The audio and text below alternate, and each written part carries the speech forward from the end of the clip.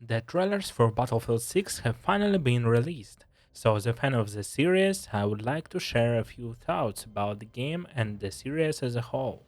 The world hasn't seen a good Battlefield game in almost 10 years, since Battlefield 1 was released in 2016. I distinctly remember the gorgeous trailer for Battlefield 1, which generated massive hype and led to Battlefield 1 becoming the best selling game in the series.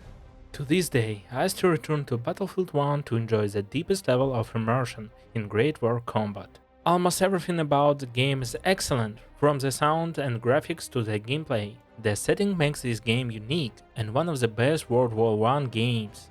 After such tremendous success, the series was at the peak of its popularity. Everyone expected DICE to build on its success and release a spectacular new game. However, the future of the series turned out to be disappointing, beginning with the strange Battlefield 5 trailer and culminating in the total failure of Battlefield 2042. People just wanted to bring back the Battlefield 3 and 4 but with a new shell, engine and modern graphics. Remember the hype surrounding BattleBit Remaster a couple of years ago? We hadn't seen a decent Battlefield game since 2016. The gaming community has high hopes for the next part of the game under Winston Palace's leadership, a man who has never made a really bad game. Finally, we have started to receive official information from the developers. As I said, all the developers need to do is recreate the enjoyable gameplay of the third and fourth games in the series. This doesn't seem like such a difficult task, but modern DICE couldn't handle it, partly because almost all of the original team's developers have left their current Battlefield development studio. We don't know exactly how many people left. Rumors and unconfirmed information suggest that 98% of the developers from the previous games left DICE. The new Battlefield is reportedly being developed by newcomers and people unfamiliar with the series. This doesn't not necessarily mean that they will not succeed, but it will be more challenging to recreate the gameplay that players want. The first trailer showed us very little, introducing us to the game's setting and story, and overall, the trailer left a mediocre impression for me.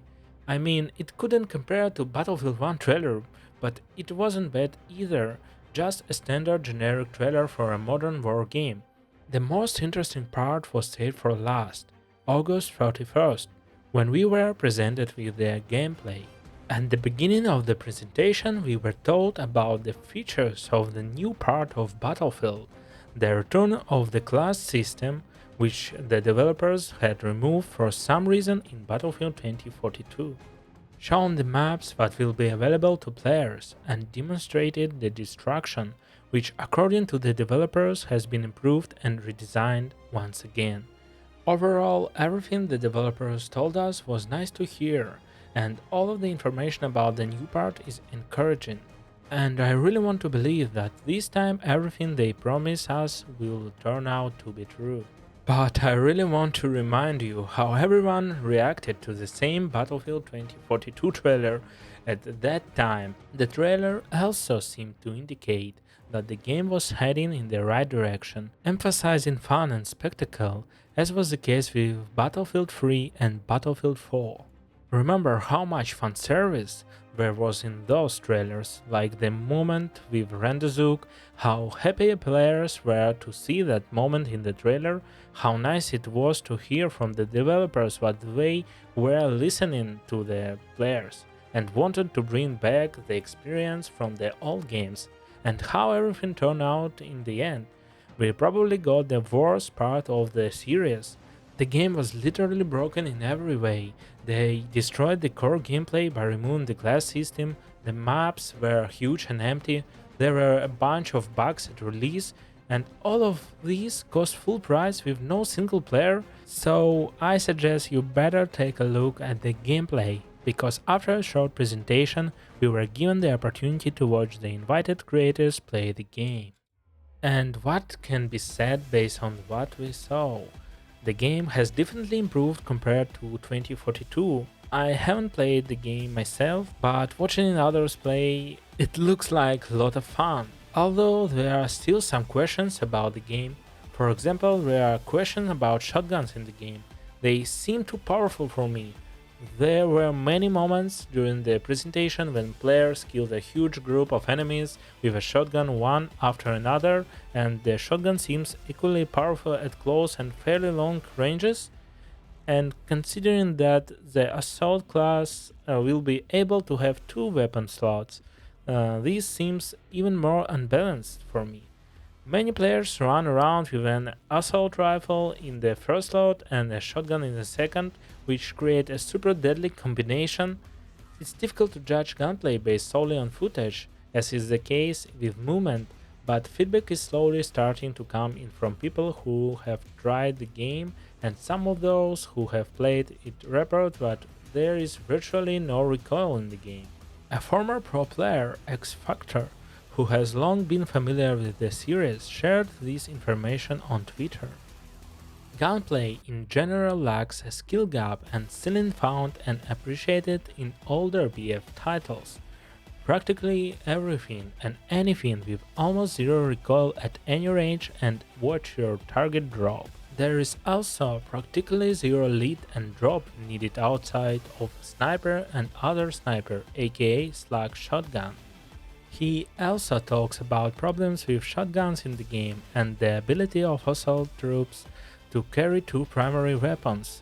Some players have also complained about sliding in the game due to their speed and distance. At the same time, there are questions about the vehicles in the game. For example, they remove the ability to inflict different levels of damage depending on the point of impact and the angle of the projectile. Despite this, the vehicles still looks weak and are easy to destroy. In some footage, there are moments when a parachute can be used to fly faster than a jumpsuit, which clearly shouldn't not happen. Sniper rifles seem too weak because it's easier to shoot with all the other weapons. Unfortunately, there will be no server browser in mods other than Portal. And yes, while I was making this video, X Factor announced on Twitter that the developers are aware of the problems and that sliding and shotguns were a bug during the playtest.